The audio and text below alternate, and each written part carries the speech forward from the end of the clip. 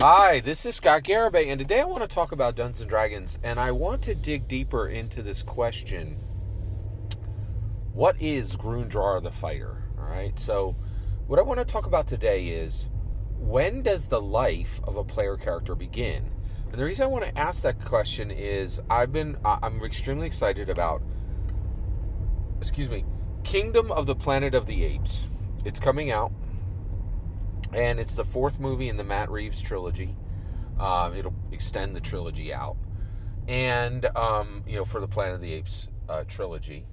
And in that movie, there was this question of what is Caesar. It was a very deep, question, and the reason why was James Franco had taken this baby ape from a genetics lab and taken him home and formed a relationship between Caesar and James Franco's father, John Lithgow.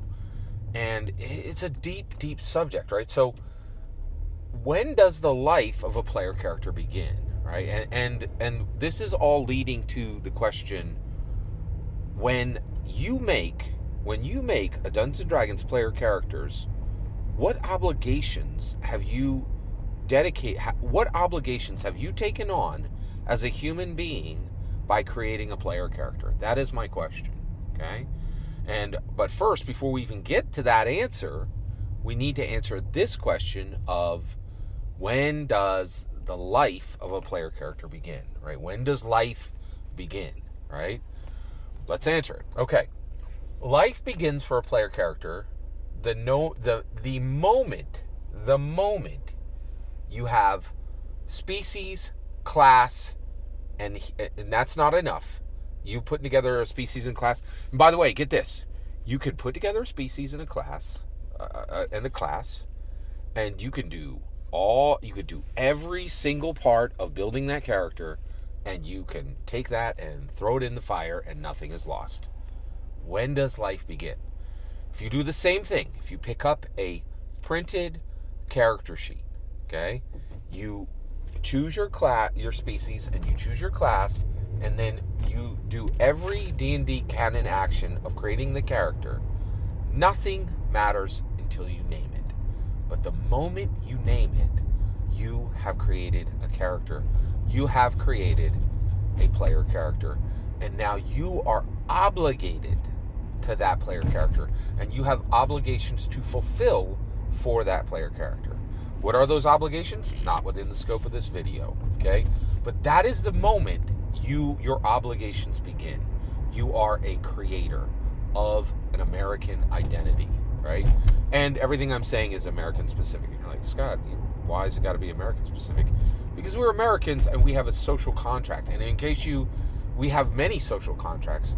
And in case you haven't been noticing, social contracts are extremely important for tabletop role-playing game. Specifically for dungeon masters and dungeon performers. Dungeon performers are people who, role play Dungeons and Dragons player characters, right? I don't call them players. I call them dungeon performers. I will refer to them as players in here because I know that term still has some users, but yeah. All right. So, but that is the moment you name it. The moment you name it, you now have obligations. Okay. Now, so just to be clear, it is you have created a player character the moment you assign species, assign class, and assign a name. And get this. You don't have to, like I said, you could do all the other things, right? You don't have to. That's all you need to do to make a Dungeons and Dragons character. You say species, you say class, you say name, right? And you don't even have, and you're like, well, Scott, don't you need to introduce it to the Dungeon Master? No. You don't even have to have a Dungeon Master to make a viable Dungeons and Dragons player character, in my humble opinion. Now, what you do have to do is you have to have intention to play this in a game in the current edition, right? So you are on a clock, right? And you're like, well, wait, Scott, you didn't assign feats, you didn't, roll up stats, and you're saying just saying a species and a class and a name makes a Dungeons & Dragons character? Yes. 100% yes. Right? And you don't need to roll stats. You don't need to put any feats. And it does need to be written physically down on a piece of paper. Right? It needs to be written on a physical piece of paper. But if you do those three things, you have made a player character. Even if you don't have a current campaign, even if you don't have a dungeon master, okay? Now, this is extremely important if you intend to get a dungeon master at any time within the future of the current edition, right? And to play that character in a game, right? With minimum one player and one dungeon master. By the way, Scott, what if I'm playing solo? Nothing you do matters. Nothing, right? When you play Dungeons & Dragons solo, all you are doing is saying the end times are near and my life is so incredibly sad, I should not admit this to anyone. So I am fundamentally hardcore opposed to Dungeons & Dragons solo. In fact, I don't think that solo Dungeons & Dragons is actually a Dungeons & Dragons game. And so if you do run solo and you're the dungeon master and you play the players, you are doing a puppet show. That is not a tabletop role-playing game. That is not anything that will help society, and that's not anything you should admit. It's like owning 30 cats, right? Like, you can do it. There's no law broken, but you shouldn't talk to people about it, okay? All right, but if you choose a species, choose a class, choose a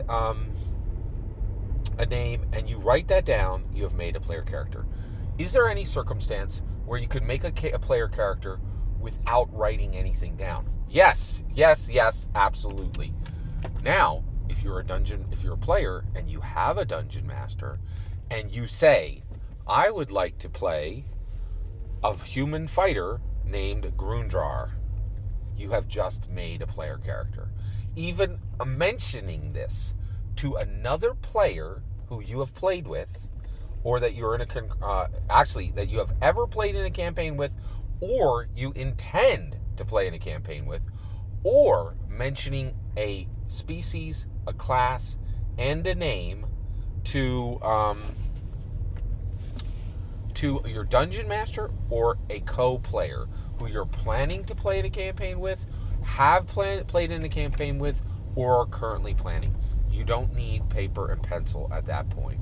That, and the reason why is that player character exists in your heart and mind at that moment, and going forward will exist in the heart and mind of the dungeon master and who have received it, and or the player who have received it. So that's what it takes to create a player character, right? Now, so this is what it takes to create a player character. Let me explain something to you. Do not take these actions lightly. The moment you create a player character, you have obligations, right?